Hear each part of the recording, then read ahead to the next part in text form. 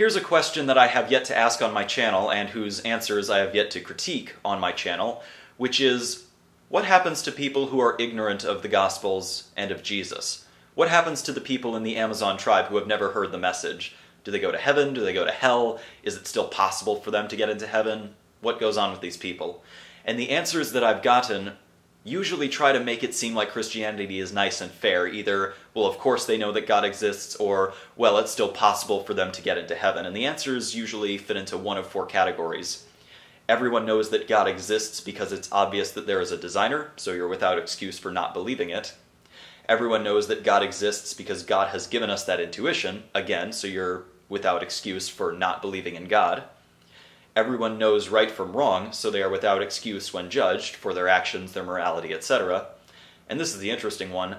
Everyone who would believe the message has heard it. So let's analyze these answers.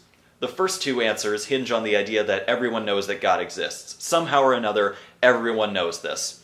Now, the explanations for how people know this vary, but this idea always comes from the same passage.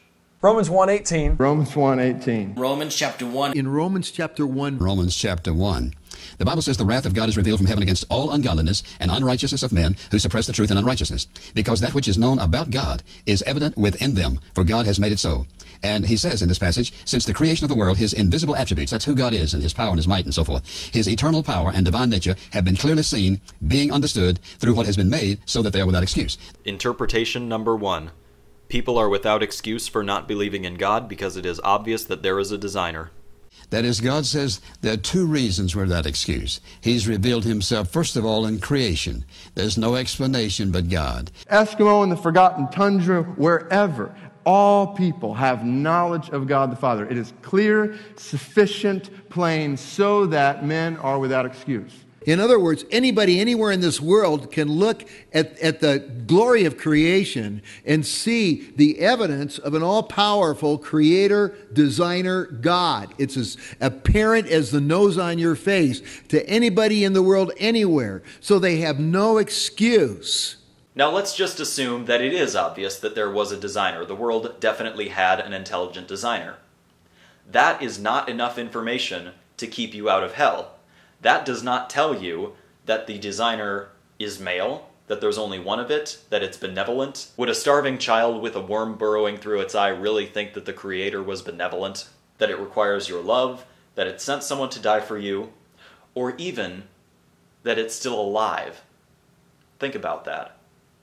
Interpretation number 2. Everyone is without excuse for not believing in God because God has given us the intuition and knowledge that He exists. God has placed in the heart of every man knowledge that there is a God. So apparently, everyone knows that God exists on an intuitive level. It's just sort of in there. It definitely is in there. You know that God exists. Now, I've already dealt with this idea in my video, Atheists Know God Exists. But basically what I said was this. Okay, fine. Everyone knows that God exists. Question, does everyone know that on a conscious level or a subconscious level?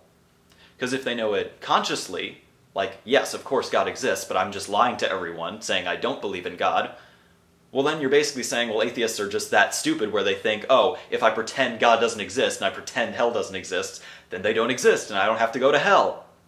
It's like, do you really think that's what people are doing?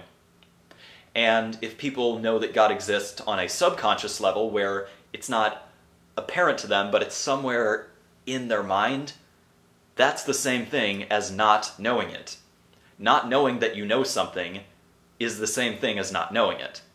So, no, people do not know that God exists on a conscious, subconscious, intuitive level. None of that. That's just not happening. Answer number 3. People are without excuse for their actions because everyone knows right from wrong. He's revealed himself in man's conscience. It doesn't make any difference what nationality, what civilization, man has always had a conscience. That's the way God made us, all the way back to Adam and Eve in the garden. Fun fact of the day, everyone does have a conscience, but not everyone's conscience tells them what they need to know to avoid hell.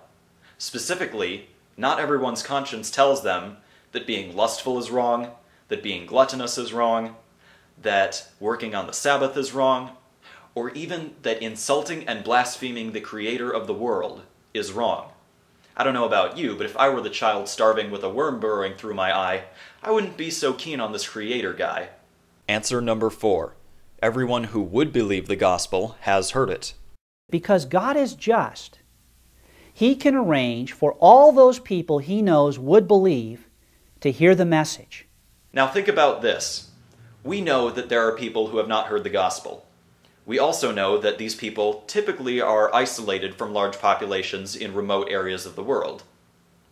Why is it that people who are farther away from large populations are less likely to believe the story if they heard it?